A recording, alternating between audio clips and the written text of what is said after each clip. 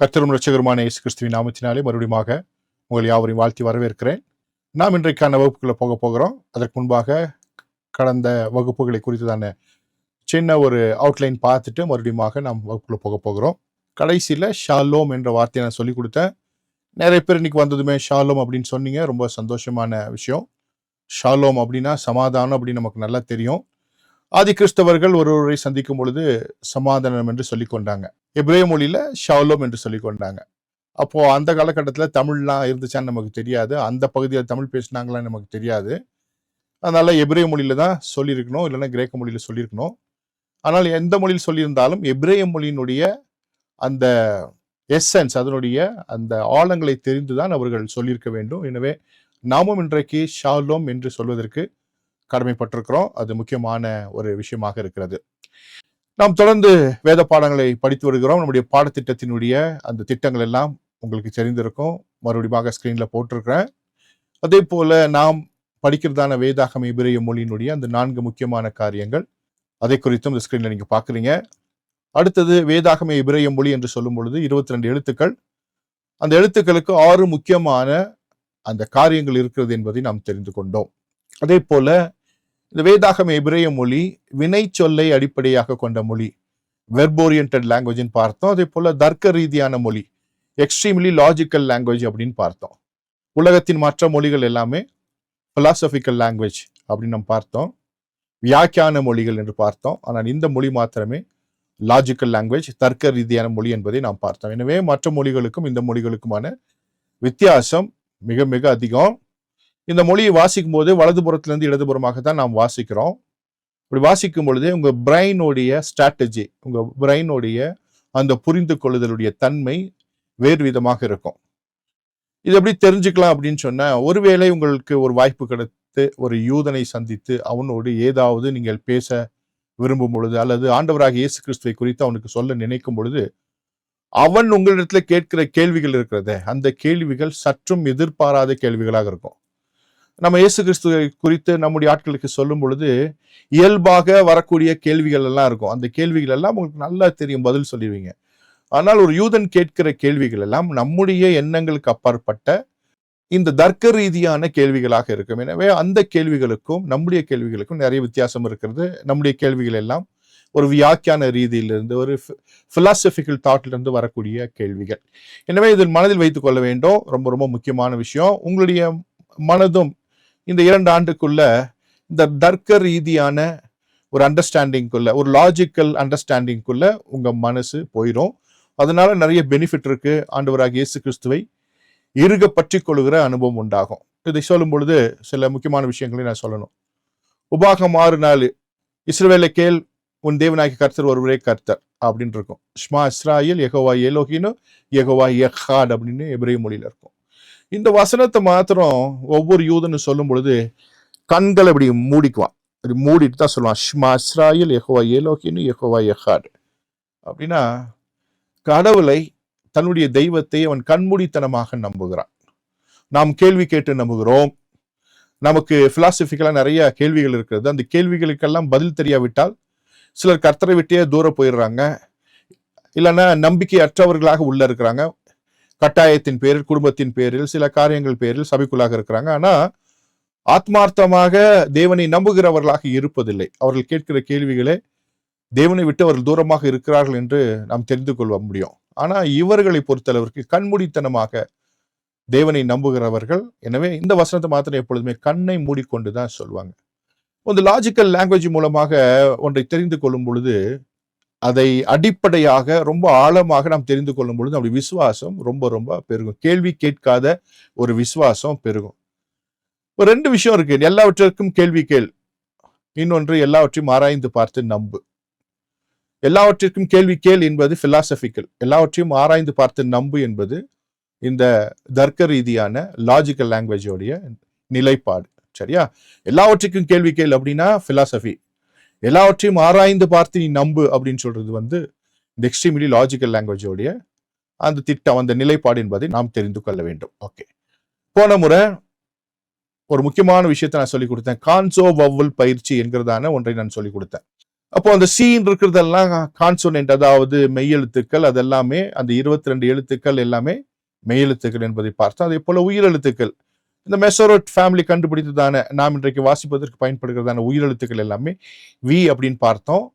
CV பேட்டர்னை குறித்து நாம் பார்த்தோம். எத்தனை பேருக்கு அது புரிஞ்சிருந்துச்சு? புரிஞ்சவங்களாம் கரங்களை உயர்த்தி காமிங்களேன். ஓகே, எத்தனை பேருக்கு புரிஞ்சிருந்துச்சு? Okay, right. ஸோ நிறைய பேருக்கு அது புரிஞ்சிருந்துச்சு, ரொம்ப யூஸ்ஃபுல்லா இருந்துச்சு, அது உங்களுடைய வாழ்க்கைக்கு பிரயோஜனமாக இருக்கிறது, இந்த மொழியை எளிதாக கற்றுக்கொள்வதற்கு அது ஆதாரமாக இருக்கிறது என்பதில் எந்த மாற்று கருத்தும் இல்லை. அதே போல ஆலஃப் என்கிறதான முதல் எழுத்தை குறித்து 2 வகுப்புகள் பார்த்தோம். அதுவும் உங்களுக்கு பிரயோஜனமாக இருந்திருக்கும். உங்களுடைய ஒர்க் புக்ல 8வது பக்கத்துல இந்த ஆலஃபை குறித்ததான சில விஷயங்கள் இருக்கும் இல்லையா, எடுத்து பார்த்துருப்பீங்கன்னு நம்புறேன். இந்த புஸ்தகத்துல நான் சொல்லிக் கொடுக்குற எல்லா விஷயங்களும் அங்கே இருக்கிறது. அந்த எழுத்தினுடைய டைப், இப்போ ஆலஃப்னு சொன்ன ஆலஃப் எப்படிலாம் இருக்கும், அதே போல எல்லா டீட்டெயில்ஸ் இருக்கும். ஒரு டீட்டெயில் மாத்திரம் நான் சொல்லி கொடுத்துருக்க மாட்டேன், என்னன்னா அதை எப்படி எழுதுவது அப்படின்னு. அந்த புஸ்தகத்துல 8B 12B பென்சிலை பத்தி எல்லாம் சொல்லியிருப்பேன். ஏன்னா அது திக்கா இருக்கிற கார்பன் இருக்கிற அந்த பென்சில், அது நீங்க என்ன பண்ணலாம்னா அந்த சிசில் மாதிரி, அதாவது அது நல்லா எப்படி சீவிக்கணும்னா ஃபிளாட்டா சீவி கொள்ளணும். ஓகே, உளியை போல சீவி என்ன பண்ணணும்னா எழுதணும். ஸ்கிரீன்ல பாக்குறீங்க, எழுதும் வழிமுறை, ரைட்டிங் ஸ்ட்ரோக் ஆர்டர் அப்படின்னு இருக்கு. அதுல ஆலஃப்னும் போது 3 ஸ்ட்ரோக் இருக்கு.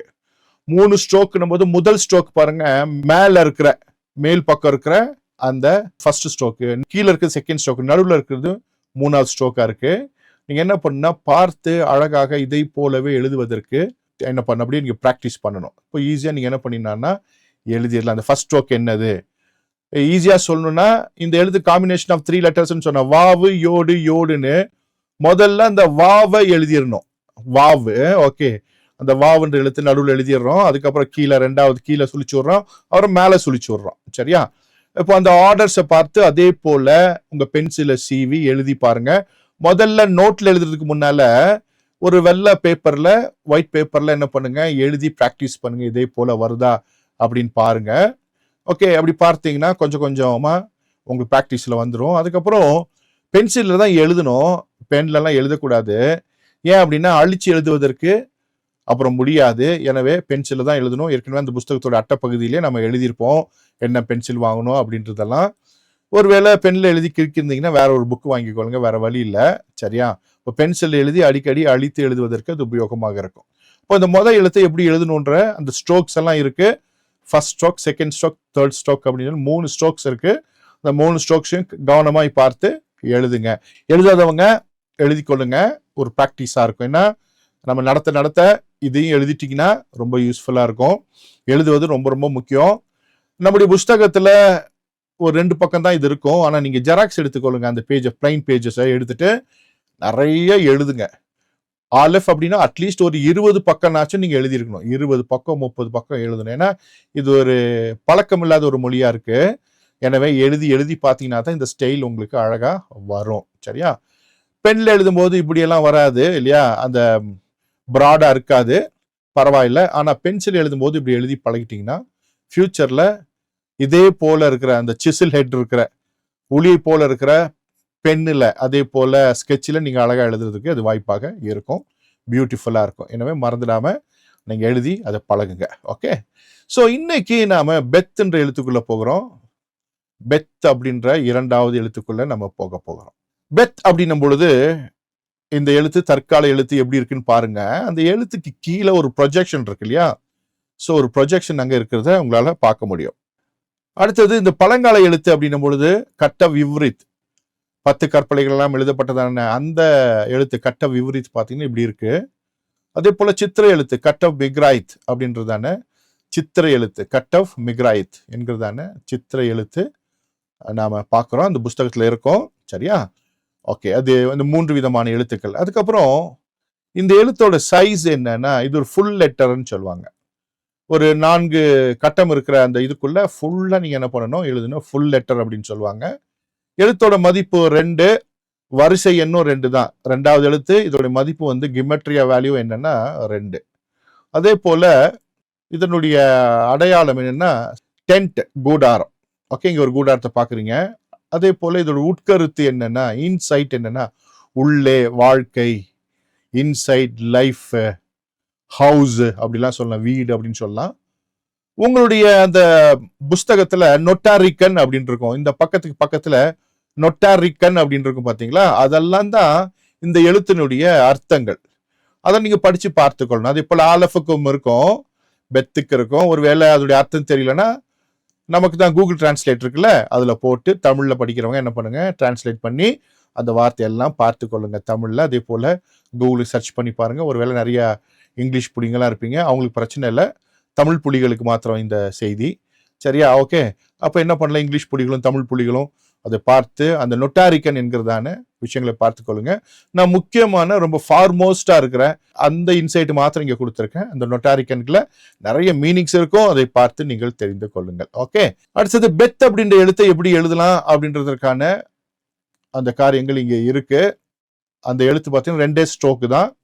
இப்போ 2 ஸ்ட்ரோக் இருக்கு. அந்த எழுத்தை எப்படி எழுதலான்றதை நீங்க என்ன பண்ணணும் பார்த்து, ஃபர்ஸ்ட் ஸ்ட்ரோக் எங்கிருந்து ஸ்டார்ட் ஆகுது, 2வது ஸ்ட்ரோக் எங்கிருந்து ஸ்டார்ட் ஆகுதுன்னு பார்த்து இந்த எழுத்துக்களை நீங்க என்ன பண்ணணும், உங்களுடைய நோட்டில் எழுதி கொள்ளணும். அப்புறம் ஒரு 10-15 பேஜ் நீங்க என்ன பண்ணணும், சீரியஸா படிக்கிறவங்க இருந்தீங்கன்னா எழுதி எழுதி பார்த்து உங்களுடைய ரைட்டிங் ஸ்கில்லை இம்ப்ரூவ் பண்ணி கொள்ளணும். சரியா?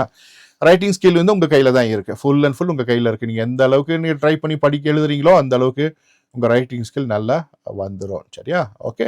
அப்புறம் இந்த பெத் அப்படின்றதுக்கான ப்ரொனன்சியேஷன் நம்ம பார்க்குறோம், ஐபிஎஸ் சிம்பிள். இந்த எழுத்துல மாத்திரம் பாத்தீங்கன்னா புள்ளி இருக்கிற ஒரு எழுத்து இருக்கு, புள்ளி இல்லாம எழுத்து இருக்கு. ஏற்கனவே ப்ரொனன்சியேஷன் சார்ட்ல நம்ம பார்த்திருப்போம், அந்த 4வது சார்ட்லயே 3வது சார்ட்ல இருக்கும் இல்லையா, அது 29 நம்ம பிரிச்சிருப்போம். அதுல இங்க பெத்து அப்படின்னா உள்ள புள்ளி வச்சா, பெத்துக்கு உள்ள புள்ளி வச்சா இப்பு, ஆப்ரஹாம்ல வர ப, ஆப்ரஹாம்ல ப. ஓகே. ஐபிஎஸ் சிம்பிள்ல ஒரு ஸ்மால் பி போட்டிருப்பாங்க, அது கீழே என்ன போட்டிருப்பாங்கன்னா வாய்ஸ்ட் பைலேபியல் ஸ்டாப் ப்ளோசிவ் அப்படின்னு போட்டிருப்பாங்க. வாய்ஸ்ட் பைலேபியல் ஸ்டாப் அப்படின்னு. இங்க படத்துல பாத்தீங்கன்னா பைலேபியல்னா 2 உதடு. ஓகே. பைலேபியல் 2 உதடு. இந்த 2 உதடை வச்சு என்ன பண்ணணும்னா இதை ப்ரொனவுன்ஸ் பண்ணும். எப்படி பண்ணா ப்ளோசிவ் அப்படின்னா அப்படின்னு சொல்றோம் இல்லையா, அப்படின்னு சொல்றோம் இல்லையா, அதுதான் ப்ளோசிவ். அப்ப என்ன பண்ணா 2 உதட என்ன பண்ணும், டச் ஆகணும். ஓகே. அதுதான் இதோட ப்ரொனன்சியேஷன். 2 உதடும் ஒண்ணு டச் பண்ணும். ஓகே. அப்போ வாய்ஸ்ட் பைலேபியல் ஸ்டாப், வாய்ஸ்ட் பைலேபியல் ஸ்டாப் அப்படின்னு சொல்ற 2 உதடு நிக்கக்கூடிய ஒன்று. புள்ளி வச்சா, அந்த புள்ளி இருந்தா ஆப்ரஹாம்ல வர அப்ரஹாம். அதே போல புள்ளி இல்லைன்னு வச்சுக்கோங்களேன், வாய்ஸ்ட் பைலேபியல் ஃப்ரிகேட்டிவ் இருக்கு. வாய்ஸ்ட் பைலேபியல் ஃப்ரிகேட்டிவ். ஃப்ரிகேட்டிவ் என்ன, ஒரு ஃப்ரிக்ஷன் இருக்கணும். 2 உதடியும் என்ன பண்ண நல்லா கவனிச்சுக்கோங்க, 2 உதடியும் நடுவுல ஒரு கேப்,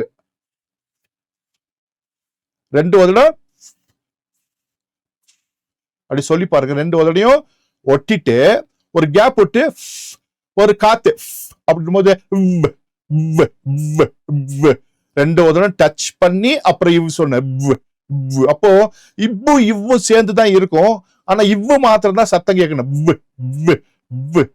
ஹிந்திக்காரங்க சொல்லுவாங்க இல்லையா, அது மாதிரி அந்த ஹிந்திக்காரங்க சொல்ற மாதிரி இருக்கு. வேலியில வர சும்மா இங்கிலீஷ்ல சொல்லணும், வேலியில வர ஆனா ஒரிஜினலா 2 உதடும் ஒட்டி அதுக்கப்புறம் ஒரு ஃப்ரிகேட்டிவ், வாய்ஸ்ட் பைலேபியல் ஃப்ரிகேட்டிவ். புரிஞ்சுச்சா? புரிஞ்சவங்களா அப்படியே கையில வச்சு காமிங்களா, புரிஞ்சுச்சா? ஓகே. சோ இது வாய்ஸ்ட் பைலேபியல் ஃப்ரிகேட்டிவ். பீட்டா அப்படின்ற அந்த கிரீக் லெட்டர் ஐபிஎஸ் சிம்பிளா இதுக்கு கொடுத்துருக்காங்க. உங்களுக்கு அந்த சார்ட் கொடுத்துருப்பேன், அந்த சார்ட்ல போய் இன்னைக்கு செக் பண்ணி பார்த்துக்கொள்ளுங்க. ஓகே. 2 பார்த்தோம். அப்போ இந்த எழுத்துக்கு பாத்தீங்கன்னா 2 ப்ரொனன்சியேஷன் இருக்கு. மறுபடியும் பின்னால போயிடலாம் பாருங்க. 2 ப்ரொனன்சியேஷன் இருக்கு. ஒன்னு வந்து இன்னொன்னு ஓகே. 2 இருக்கு. அடுத்தது இந்த எழுத்து அதோடைய அந்த 6 முக்கியமான விஷயங்கள் நம்ம ஏற்கனவே பார்ப்போம் இல்லையா, ஆலஃபுக்கு பார்த்தோம். அதே போல இந்த எழுத்துக்கு விஷயம் என்னன்னா, இந்த எழுத்துக்கு பெயர், இந்த எழுத்தினுடைய பெயர் என்னன்னா பெய்த். 2வது இதோடைய உச்சரிப்பு நம்ம பார்த்தோம், புள்ளி வச்சா இப்பு, ஆப்ரஹாம்ல வர இப்பு. அதே போல புள்ளி வைக்கலன்னா வவ்வால்ல வர 2 உதடும் டச் பண்ணி காத்து உள்ள வரணும். வரிசையின் வந்து 2, கிமெட்ரியா வேல்யூம் 2, அடையாளம் வந்து கூடாரம் டென்ட், உட்கருத்து உள்ளே, வீடு வாழ்க்கை, ஹவுஸ் இன்சைட் லைஃப் அப்படின்ற 3 விஷயத்த போட்டிருக்கேன். நிறைய மீனிங் உங்க புக்ல இருக்கு, நொட்டாரிக்ன்ற அந்த டைட்டில் இருக்கும், அதை பார்த்து தெரிந்து வைத்துக் கொள்ளுங்க. வேர்ட் ஸ்டடி பண்ணும் பொழுது அந்த மீனிங்ஸ் எல்லாம் உங்களுக்கு யூஸ்ஃபுல்லா இருக்கும். இன்னைக்கு நான் சொல்றது மாத்திரம் கேட்டுக்கொண்டால் போதும். ஆனா வீட்டில் ஒர்க் அவுட் பண்ணி அதெல்லாம் தெரிஞ்சுக்கொள்ளுங்க. ஒரு மினிமல் இன்சைட் அந்த பக்கத்துல இருக்கும், ஒவ்வொரு எழுத்துக்கு பக்கத்துலயும் இருக்கும், அதை படித்து தெரிந்து கொள்ளுங்க. சரியா? ஓகே. அடுத்தது பெத் அப்படின்னா வீடு, இன்சைடு வீடு. ஓகே, வீடு அப்படின்னு அர்த்தம். அப்போ அந்த பெத்து பார்த்தீங்கன்னா இங்க ஒரு படம் மாதிரி போட்டிருக்கேன் இல்லையா, வீடு மாதிரி போட்டிருக்கேன். அப்போ பெத்துனாலே கூடாரம், பழைய காலத்துல கூடாரம், இப்போ வீடு. கூடாரம் எதுக்குன்னா உள்ள தங்குறதுக்கு தான், வீடு எதற்கு உள்ள தங்குவதற்கு தான். இப்போ வீடு அப்படின்ற ஒரு அர்த்தத்தை உடைய ஒரு எழுத்து பெத்து.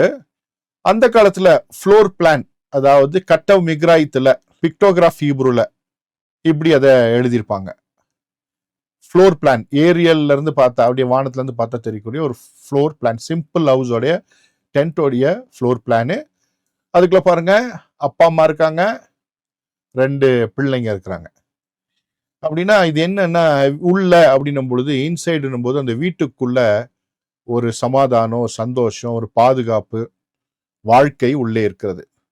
நீங்களும் நானும் எல்லாருமே வீட்டில் வளர்ந்தவர்கள் தான். ஒருவேளை வீடு இல்லாதவர்கள் கூட எங்கேயோ ஒரு இடத்துல டெம்பரவரியா வீடா வச்சிருப்பாங்க இல்லையா? எங்க இருப்பாங்க, தெருவில் ஒரு டென்ட் போட்டிருப்பாங்க, இல்லைன்னா ஒரு பைப்புக்குள்ள, ரோட்ல போற அந்த கல்வெர்ட் பைப்புக்குள்ள தங்கியிருப்பாங்க. இப்படி ஏதோ ஒன்றுக்குள்ளதான் ஒரு மனுஷனுடைய வாழ்க்கை இருக்க முடியும். வெட்ட வெளியில் அவனால் வாழ முடியாது. புரிஞ்சுக்க வேண்டிய விஷயம் என்னன்னா, வெட்ட வெளியில் ஒரு மனிதனால் வாழ முடியாது. அவனுக்கு என்ன வேணும்னா வீடு வேணும், ஒரு பாயிண்ட் வேணும், ஒரு தங்குவதற்கான ஒரு இடம் வேணும். இந்த படத்துல நீங்க பாக்குறீங்க, இதான் அதோட ஃப்ளோர் பிளானு. ஓகே, அடுத்தது பாத்தீங்கன்னா பரிசுத்த வேதாகமம் இந்த பெத்துன்ற எழுத்துல இருந்து தான் ஆரம்பிக்கிறது. ஆதியாகமம் 1:1 இங்க போட்டிருக்கேன், நிக்குட் இல்லாம, அதாவது உயிரெழுத்து இல்லாம போட்டிருக்கேன். இதுல எழுத்து என்னன்னா பெத்து தான். எழுத்து பெத்துல தான் ஆரம்பிக்கும். அற்புதமான எழுத்து. ஏன்னா வேதாகமம் ஆரம்பிக்கிற எழுத்தே இந்த எழுத்து தான், பெத்து. அடுத்தது உங்களுக்காக இதை என்ன பண்ணியிருக்கேன், வவல்ஸோட போட்டிருக்கேன். அந்த மெசரட் டெக்ஸ்ட்ல இருக்கிற அந்த வவல்ஸோட போட்டிருக்கேன், திபேரியன் வவல் சிஸ்டம். பெட்ல இருந்து இது ஆரம்பிக்கிறத உங்களால பார்க்க முடியும். ஸ்கிரீன்ல நீங்க பார்த்துட்டு இருக்கிறீங்க. இப்போ இந்த ஸ்கிரீன்ல நம்ம என்ன பார்க்க போறோம்னா, 2 எழுத்தோடைய ஒரு முக்கியமான விஷயத்த நம்ம பார்க்க போறோம். அதாவது இந்த வார்த்தை இருக்கு இல்லையா, 2 வார்த்தை இருக்கு. அந்த 2 வார்த்தையில இருக்கிற நாம் பார்க்காத எழுத்தினுடைய உச்சரிப்பை பார்த்துட்டு இந்த விஷயத்துக்குள்ள நம்ம போக போறோம். நிக்குடும் அதே போல இந்த மெய்யெழுத்து கான்சோனன்ட்டோடைய அந்த உச்சரிப்பை பார்த்துட்டு நம்ம என்ன பண்ண போறோம், ஃபில் பண்ணிட்டு நம்ம உள்ள போக போறோம். இப்போ என்ன பண்ணுங்கன்னா, நீங்க அந்த 3rd 4th அந்த 2 சார்ட் இருக்கும், அல்ல 3வது சார்ட்டை நீங்க எடுத்துக்கொள்ளுங்க. 3வது சார்ட்ல என்னெல்லாம் எழுதியிருக்கீங்கன்னு பாத்தீங்கன்னா, இதுல எழுதியிருக்கீங்க, இந்த எல்லோ கலர்ல இருக்கிறதெல்லாம் எழுதியிருக்கீங்களான்னு அப்படின்னு பாருங்க.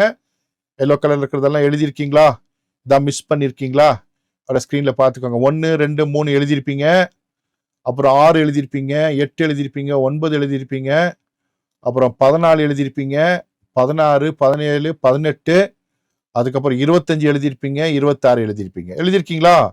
ரைட், இது எழுதியிருப்பீங்க. அப்படி இல்லைன்னா கூட ஒன்றும் இல்லை, புக்கில் இருக்கும், புக்கில் பார்த்து என்ன பண்ணிக்கலாம், எழுதிக்கொள்ளலாம். சரியா? ஒன்றும் பிரச்சனை இல்லை. இப்போ நாம என்ன பண்றோம்னா, அந்த 13வது எழுத்துக்கு வரோம். அது ஈ, நெய்யில வர ஈ. ஐ இங்கிலீஷ்ல ஐயின்ல வர ஈ, நெய்யில வர ஈ, இங்கிலீஷ்ல ஐல வர ஈ. ஈ ஈ ஈ ஒய்ன்னு எழுதிக்கலாம். சரிங்களா? ஒய் இல்லைன்னா இ ஐன்னு போட்டுக்கலாம். ஈ. ஓகே, ஐயில வர ஈ, தமிழ்ல நெய்யில வர ஈ. ஈ யா போட்டு புள்ளி வச்சுக்கோங்க தமிழ் எழுதுறவங்க. இங்கிலீஷ் எழுதுறவங்க ஒய் போட்டுக்கோங்க. ஓகே, சரி. அடுத்தது 28வது எழுத்து, ப்ரொனன்சியேஷன் சார்ட்ல 28வது எழுத்து இத்து. 10ல வர இத்து. 10th வர இத்து. 10ல வர இத்து, 10th வர இத்து. இத்து இத்து தா போட்டு புள்ளி. இங்கிலீஷ்ல டிஹெச் எழுதிக்கோங்க. டிஹெச் எழுதிட்டீங்கன்னா போதும், டிஹெச். அப்போ இன்னைக்கு ஒரு 2 எழுத்து எழுதிட்டோம், அதோட ப்ரொனன்சியேஷன் எழுதிட்டோம். அப்போ 3 4 5 6 7 8 9 10 11 12 13 14 ப்ரொனன்சியேஷன். 29ல 14 நம்ம எழுதிட்டோம்.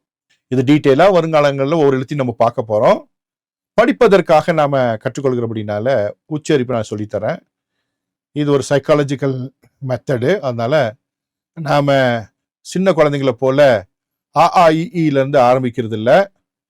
நம்ம அப்படி சொல்லி கொடுத்தா அது நேரம் பத்தாது. அதே போல கற்றுக்கொள்வதும் ரொம்ப கடினமா இருக்கும். இது ஒரு சைக்காலஜிக்கல் ஒரு மேத்தமெட்டிக்கல் ஒரு ஃபார்முலா இருக்கிறதுனால இப்படி நான் சொல்லித்தரேன். இது ஈஸியா புரிந்து கொள்வதற்கும் உபயோகமாக இருக்கிறது. ஓகே, சரி. அதே போல அந்த நிக்குடுல உயிரெழுத்துல எழுதி கொள்ளுங்க. ஒன்னு மாத்திரம். அது வந்து அ அ அ அ அ அ அ அ அ அன்னை அதுல வர அ. இங்கிலீஷ்ல ஆப்பிள்ல வர இல்லைன்னா ஆண்ட் அதுல வர அ ஆப்பிள் ஆப்பிள்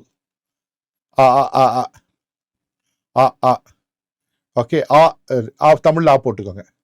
சரியா? அப்போ இதுல இதெல்லாமே எழுதிருப்பீங்க. 2, 4, 5, 7 அதே போல 10, 12, 13 நீங்க எழுதியிருப்பீங்க இல்லையா? போதுமானது. சரியா? இப்போதைக்கு இது எழுதியிருப்பீங்க. மற்றது நான் ஃபில் பண்ண போறோம் நெக்ஸ்ட் கிளாஸ்ல. அதுக்கு வர கிளாஸ்ல நம்ம என்ன பண்ணுவோம், புக் பண்ணிடுவோம். எழுதிருக்கீங்களா செக் பண்ணிக்கொள்ளுங்க. சரியா? ஓகே. இதுவும் நம்முடைய புஸ்தகத்துல இருக்கும். நீங்க பார்த்து எழுதி கொள்ளலாம். நான் கிளாஸ்ல எழுதுனீங்கன்னா உங்க மைண்ட் கொஞ்சம் என்ன ஆகும், சப்கான்சியஸ் மைண்ட்ல அது ரெக்கார்ட் ஆகும். இப்போ வார்த்தையை உங்களுக்காக நான் போட்டிருக்கேன். நல்ல கவனமா கேட்கணும், பார்க்கணும். வார்த்தை. அந்த வார்த்தையில பார்த்தீங்கன்னா அந்த பெத்து, ரேஷு, ஆலஃபு, ஷீனு, யோடு, டவ் அப்படின்ற 6 எழுத்து இருக்கு. அப்போ ப்ரொனன்சியேஷன் சொன்னா இப்பு, இரு, அப்புறம் கெட்டரல் சவுண்டு, அப்புறம் இஷு, ஈ, இத்து இருக்கு. மறுபடியும் சொல்றேன். இப்பு இருக்கு, அப்புறம் இருக்கு. அப்புறம் 3வது எழுத்து கெட்டரல் சவுண்டு சைலண்ட். அப்புறம் 4வது எழுத்து புஷ்பத்துல வர இஷ், புஷ்ல வர இஷ். அடுத்தது இப்போ சொல்லி கொடுத்த ஐயில வர ஈ, நெய்யில வர ஈ. கடைசி இத்து, 10ல வர இத்து, 10th வர இத்து இத்து இத்து இத்து. ஓகே. இப்போ என்ன பண்ணணும்னா நீங்க சிவி பேட்டர்ன் போடணும். எப்படி இருக்கு சிவி பேட்டர்ன் அப்படின்னும் பொழுது நான் கலர் கோடிங் இதுல கொடுக்கல, அப்படியே கொடுத்துட்டேன். ஆனா சிவி பேட்டர்ன் மாத்திரம் உங்களுக்கு சொல்லிடுறேன். பாருங்க, முதல்ல சிவின்ற பேட்டர்ன்ல இருக்கு. இது என்ன பண்ணும், ரெண்டையும் கூட்டி போட்டுக்கணும். அப்படி போட்டுக்கொள்ளுங்க. சரியா? ஓகே. அப்புறம் 2வது சிவி பாத்தீங்கன்னா பாருங்க, கீழே வந்து எய் இருக்கு. வந்து இப்பு, கீழே இருந்துச்சு, செல்பல் பிரேக் இருந்துச்சு. ஓகே. அப்புறம் அடுத்தது வந்து என்ன இருக்குன்னா, ஸோ நினைவுபடுத்துவதற்காக வெறும் சி மாத்திரம் இருக்கு. அப்புறம் ஒரு சிவி இருக்கு, அப்புறம் ஒரு சி, அப்புறம் சி. இதுதான் இந்த பேட்டர்ன் இல்லையா? அப்போ CV CV C CV C C அப்படின்ற பேட்டர்ன்ல இருக்கு. ரொம்ப சூப்பர். ஓகே. இப்போ என்ன பண்ணுன்னா இதை கூட்டிட்டு என்ன பண்ணுன்னா டைப் பண்ணி போடுங்க. இதை கூட்டிட்டு என்ன பண்ணுங்க, தமிழ்ல இங்கிலீஷ்ல என்ன பண்ணுங்க, டைப் பண்ணி போடுங்க. நான் பார்த்துக்கிறேன். அப்போ எழுத்து இப்பு பிளஸ் ஏ, அப்புறம் இரு பிளஸ் ஐ, அப்புறம் ஒரு சைலண்ட், அப்புறம் இஷ்யூ பிளஸ் இ, அப்புறம் இ, அப்புறம் இத்து அப்படி இருக்கு. சரியா? அப்போ இப்பு பிளஸ் அ, இரு பிளஸ் ஐ, சைலண்ட், அப்புறம் இஷ்யூ பிளஸ் இ, அப்புறம் இ, அப்புறம் இத்து. ஓகே, அப்படி இருக்கு. அதை பார்த்து என்ன பண்ணுங்க, ஒர்க் அவுட் பண்ணுங்க. பெரே ஷித் அப்படின்னு போட்டிருக்கீங்க. போட்டவங்க எல்லாம் கைகளை தட்டி கொள்ளுங்க. Okay, clap your hands. பெரேஷித், பெரேஷித், சூப்பர். Okay, super.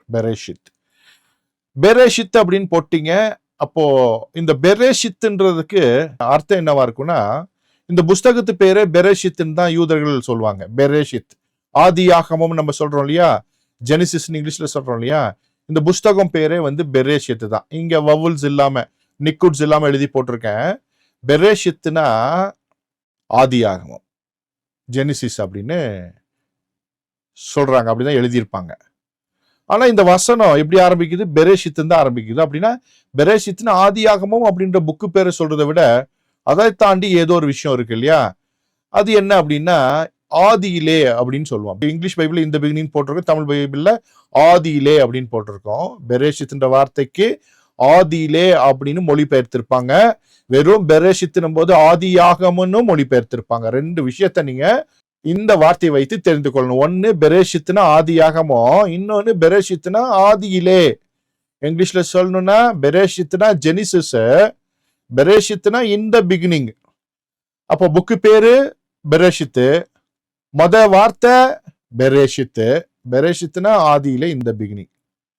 ஆக்சுவலா இங்க ஸ்கிரீன்ல பாக்குறீங்க இல்லையா, பாருங்க. அது பெத்துல இருந்து ஆரம்பிக்குதுல்ல, பெத்துல இருந்து ஆரம்பிக்க வேண்டிய அவசியமே இல்லை. பெத்தை மட்டும் எடுத்துட்டு பெரேஷித்த வெறும் ரேஷித்துன்னு வாசித்தா போதும், அதுதான் ஆதியிலே. ரேஷித்துன்னு இருந்தாலே போதும், ரேஷித்துனா தான் ஆதியிலே. பெரேஷித்துன்றது ஆதியிலேன்னு மொழிபெயர்த்திருக்காங்க. ஆக்சுவலா ஆதியிலே என்பதற்கு அந்த பெத்து தேவையே இல்லை, ரேஷித்துன்னு எழுதுனா போதும். சரியா? அப்ப ஏன் பெரேஷித்துன்னு போட்டிருக்காங்க அப்படின்னா, பெரேஷித்தை புரிஞ்சுக்கணும். என்னன்னா ஆரம்பத்தின் உள்ளே, இன்சைட் ஆஃப் தி பிகினிங், அதுதான் சரியான அதோடைய மீனிங். ஆரம்பத்தின் உள்ளே, ஆரம்பத்தின் உள்ளே, inside of the beginning, inside of the beginning.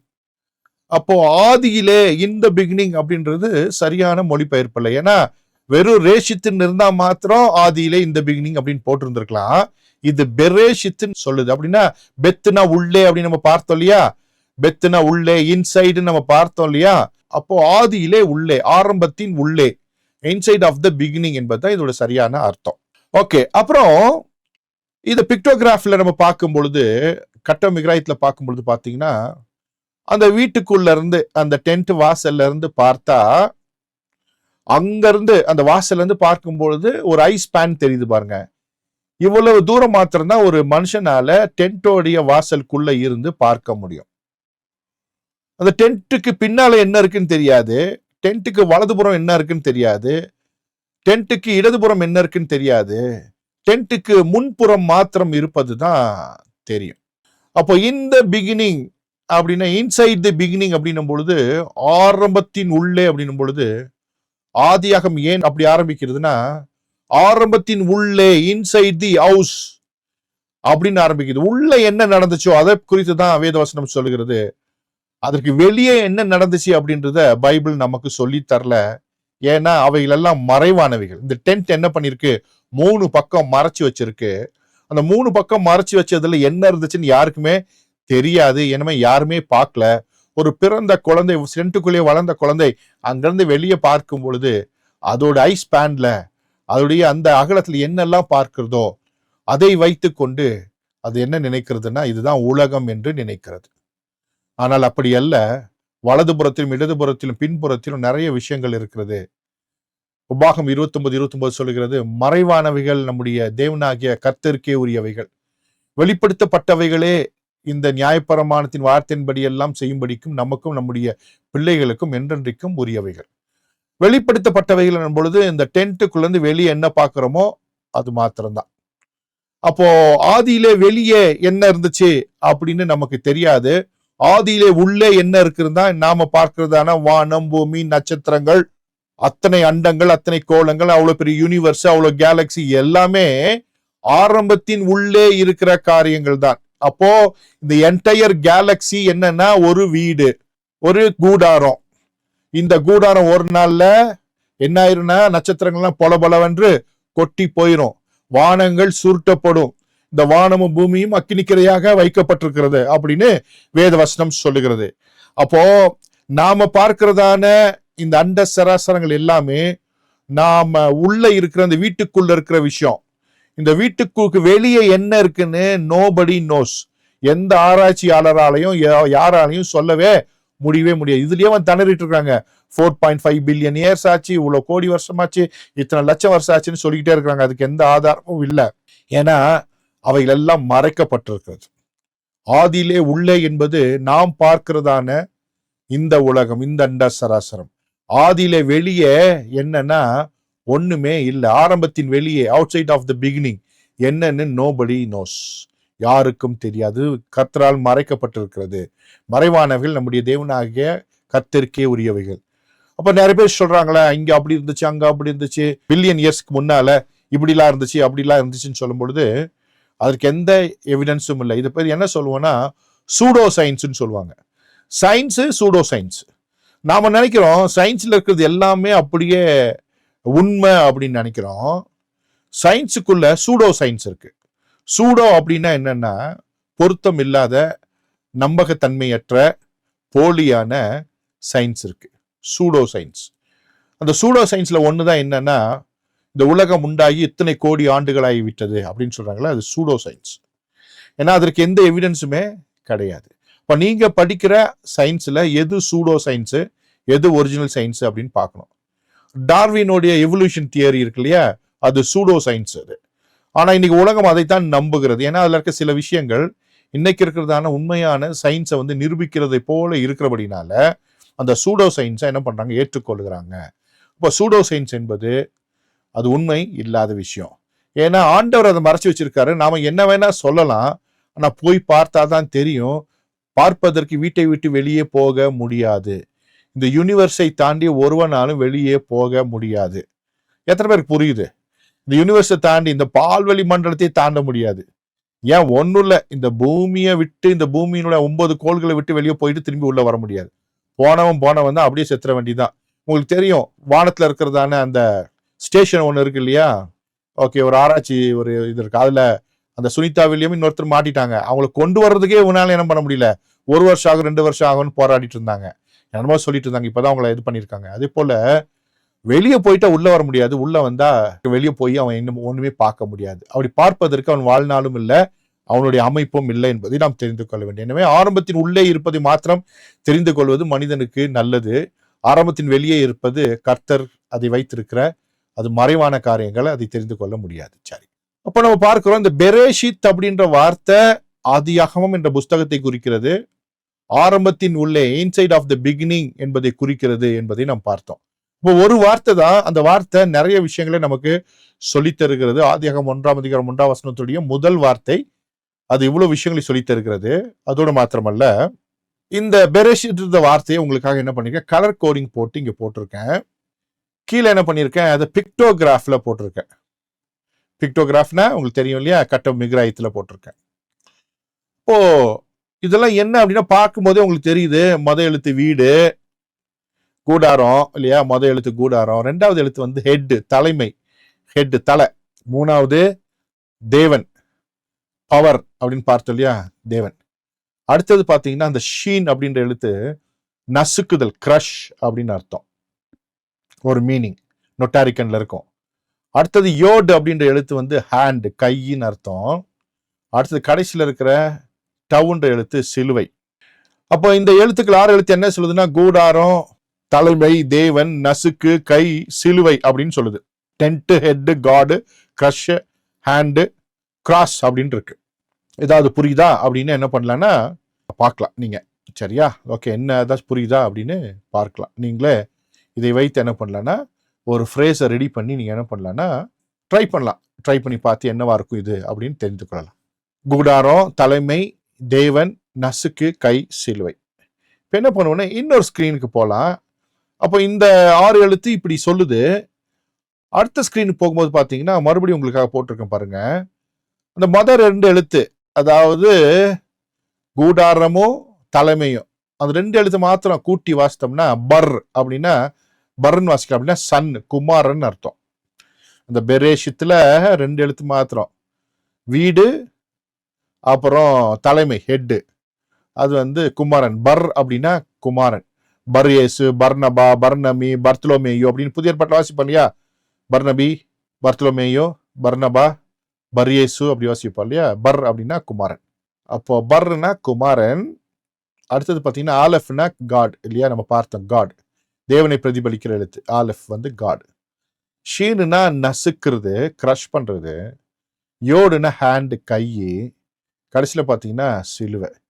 இப்போ ஏதாச்சும் புரியுதா அப்படின்னு பார்த்தா ஈஸியாக உங்களுக்கு புரியும். அப்போ தேவனுடைய குமாரன் கை சிலுவையிலே நசுக்கப்படும். தேவனுடைய குமாரனுடைய கை சிலுவையிலே நசுக்கப்படும். The hand of the son of God will be crushed on the cross. தேவனுடைய குமாரனுடைய கை சிலுவையிலே நசுக்கப்படும். எங்க இருக்கு தீர்க்க தரிசனம்? இயேசு கிறிஸ்துவனுடைய கை சிலுவையிலே அடிக்கப்படும்ன்ற தீர்க்க தரிசனம் எங்க இருக்கு? ஆதியாகமத்தினுடைய முதல் அதிகாரத்தினுடைய முதல் வசனத்துக்குள்ள இருக்கு. அதான் சொன்னேன், எக்ஸ்ட்ரீம்லி லாஜிக்கல் லாங்குவேஜ், தர்க்க ரீதியான ஒரு மொழி, வெர்போரியன்டட் லாங்குவேஜ் நம்ம பார்த்தோம். அப்போ பெரேஷித் அப்படின்னா தேவனுடைய குமாரன கை சிலுவையிலே நசுக்கப்படும் தீர்க்க தரிசனம். இந்த தீர்க்க தரிசனம் ஏறக்குறைய 2000 ஆண்டுகளுக்கு முன்பாக நசுக்கப்பட்டது. தேவனுடைய குமாரனுடைய கை சிலுவையிலே நசுக்கப்பட்டது. சரி, அடுத்தது பார்க்க போறோம் என்னன்னா 3 எழுத்து வார்த்தை. அதாவது இந்த ஆதியாகமம் 1ஆம் அதிகாரம் 1ஆம் வசனத்துல இருக்கிற 2வது வார்த்தை, அதுவும் பெத்துல தான் ஆரம்பிக்குது. பெத்துல ஆரம்பிக்கிறதுனால அதை நம்ம இன்னைக்கு பார்க்க போறோம். இதை சும்மா சிவி பேட்டர்ன் போட்டுக்கோங்க, போட்டுட்டு அப்படியே டைப் பண்ணி போடுங்க. ஏன்னா உங்களுடைய இன்வால்மெண்ட் ரொம்ப ரொம்ப முக்கியம். என்ன பேட்டர்ன்ல இருக்கு அப்படின்னு பார்த்துக்கோங்க. சூப்பர். அதே போல பக்கத்துல அது போட்டுக்கோங்க. சரியா? என்னன்னு, அது என்னவா இருக்கும் அப்படின்றதையும். இப்பு பிளஸ் ஆ, இரு பிளஸ் ஆ, அப்புறம் ஒரு சைலண்ட் இல்லையா? இப்பு பிளஸ் ஆ, இரு பிளஸ் ஆ, அப்புறம் சைலண்ட். அப்போ அழகா நீங்க போடுறீங்க, போடுங்க. போடாதவங்களும் போடுங்க. என்ன பேட்டர்ன்ல இருக்கு, சிவி பேட்டர்ன்ல எப்படி இருக்காது, அதே போல எப்படி இது கூட்டி படிக்கலாம் அப்படின்றத என்ன பண்ணலாம் பார்த்து நீங்க போடலாம். கொஞ்சம் ஒர்க் அவுட் பண்ணுங்க. ஓகே, நல்லா உங்களுக்கு வந்துடும், சீக்கிரமா கத்துக்கொள்வீங்க. ஓகே, சரி. அப்போ பாரா அப்படின்னு போட்டிருந்தீங்க, வாழ்த்துக்கள். ஸோ பாரான்னு போட்டிருந்தீங்க, கை தட்டிக்கோங்க, உங்களையே என்ன அப்ரிஷியேட் பண்ணிக்கோங்க. Appreciation very very important. So பாரா, சி அப்படின்ற பேட்டர்ன்ல இது இருக்கு, பாரா. அப்போ சி பாரா. பாரா அப்படின்றது 2வது வார்த்தை. இந்த ஆதியாகமம் 1ஆம் அதிகாரம் 1ஆம் வசனத்துல 2வது முறை பெத்துன்ற வார்த்தை 2வது வார்த்தையிலேயே இருக்குது. முதல் வார்த்தையில எழுத்து பெத்து, 2வது வார்த்தையில எழுத்து பெத்து, 2 முறை ரெட்டித்து வருகிறது. ரொம்ப அற்புதமான ஒரு விஷயம். இந்த வசனத்துல 2 முறை தான் பெத்து இருக்கு. அதுவே ஒரு அற்புதம். ஏற்கனவே பார்த்தா அதோட கிமெட்ரியா வேல்யூவும் 2, அதனுடைய ஆர்டர் நம்பரும் 2, இந்த வசனத்திலையும் 2 முறை தான் வருது. இப்படி எல்லாம் யாரும் எழுத முடியாதுங்க பைபிளை. ஏற்கனவே வகுப்புல சொல்லி கொடுத்தேன் பாருங்க உங்ககிட்ட. கடவுளுடைய நாமங்கள் எல்லாம் அப்படியே கவுண்ட் பண்ணி பார்த்தா அந்த கவுண்ட் கரெக்டா ஆலஃப் வருது. இங்க பார்த்தா ஆதியாகமா அப்படின்னும் பொழுது அது பெத்துல தான் ஆரம்பிக்கிறது. 2 பெத்து தான் இருக்கும். அதோடைய கிமெட்ரியா வேல்யூவும் 2, அதோடைய ஆர்டர் நம்பரும் 2 முறை தான் இந்த வேதாகமத்துல அந்த முதல் வசனத்துல பயன்படுத்தப்பட்டிருக்கும். ஒரு அற்புதமான ஒரு விஷயம். இப்படியெல்லாம் யோசித்து இப்படியெல்லாம் திட்டம் பண்ணி பயங்கரம் லாஜிக்கலா யாராலும் எழுத முடியாது. இது தேவனுடைய வார்த்தை என்பதற்கு இது ஒரு அடையாளம். இதெல்லாம் மனதில் வைத்துக் கொள்ளுங்க. சும்மா சாதாரணமா தமிழ் மொழியில வாசிக்கும் போது, இங்கிலீஷ்ல வாசிக்கும் போது இதெல்லாம் ஒன்றும் புரியாது, ஒன்றும் தெரியாது. நாமளே தான் ஒரு பிலாசபிக்கல் தாட்டை வந்து டிரைவ் பண்ணி புரிஞ்சுக்கொள்ளணும். பட் இது வந்து ரொம்ப ரொம்ப எக்ஸ்ட்ரீம்லி லாஜிக்கல் லாங்குவேஜ். ஓகே, இப்போ அதே வார்த்தையை என்ன பண்ணியிருக்கிறேன், நிக்குட் இல்லாம எழுதியிருக்கிறேன். பெத்து ரேஷு ஆலஃபு. இப்போ இங்க வந்து புள்ளி இல்லாம போட்டிருக்கேன் உங்களுக்கு புரிஞ்சுக்கிறதுக்காக. அந்த அப்படிதான் இருக்கும். அதை வாசிக்கும் பொழுது முன்னால வந்தா புள்ளி வச்சுக்குவாங்க, நடுவில் வந்தா புள்ளி வைக்க மாட்டாங்க. இதெல்லாம் நம்ம பின்னாட்களை நம்ம பார்க்க போறோம். அப்போ பாரா அப்படின்னு வாசித்தா சிருஷ்டித்தல், கிரியேட், டு கிரியேட் அப்படின்னு அர்த்தம். பாரா அப்படின்னா இங்கிலீஷ்ல கிரியேட் அப்படின்னு போட்டிருப்பாங்க. இன் த பிகினிங் காட் கிரியேட்டட் அப்படின்னு போட்டிருப்பாங்க. Create, to create. அதே போல சிருஷ்டித்தல் அப்படின்னு நம்ம சொல்லுவோம். இந்த பாரான்ற வார்த்தை பார்க்கும் பொழுது என்ன சொல்லுது, படைத்தல், சிருஷ்டித்தலை சொல்லுது. அதே போல முதல் 2 எழுத்தை நம்ம எடுத்துக்கிட்டோம்னா பர் அப்படின்னா குமாரன். அதே போல கடைசி எழுத்து ஆலெஃப், காட். அப்போ சிருஷ்டித்தல், படைத்தல் என்பது வெளிப்படையாக தெரிகிற ஒன்று. உள்ள என்ன இருக்குன்னா தேவனுடைய குமாரன் இருக்கிறது. அப்போ படைத்தது யாரு அப்படின்னு கேட்டா, வானத்தையும் பூமியும் சகலத்தையும் படைத்தது யாரு அப்படின்னு கேட்டா, யாரு அப்படின்னா தேவனுடைய குமாரன் அப்படின்னு இந்த வார்த்தை சொல்லுது. யோவானுக்கு எவ்வளவு அறிவு இருந்தா அவர் சொல்லியிருப்பாரு. அவர் மூலமாக அவருக்கென்றும் அவராலும் சகலமும் சிருஷ்டிக்கப்பட்டது அப்படின்னு சொன்னார்னா என்ன ஒரு தேவ அறிவு அவருக்குள்ள இருந்திருக்கு அப்படின்றத கொஞ்சம் நினைச்சு பாருங்க. எவ்வளவு அறிவு அவருக்குள்ள இருந்திருக்கும் இல்லையா? சோ தேவனுடைய குமாரன் தான் சிருஷ்டித்தார். யாரு வானத்தை பூமி சிருஷ்டித்தது? தேவனுடைய குமாரன் தான் சிருஷ்டித்தார். அப்ப பாரான சிருஷ்டித்தல், பாராவோட லாஜிக் என்னன்னா தேவனுடைய குமாரன் தான் அதை சிருஷ்டித்தார்.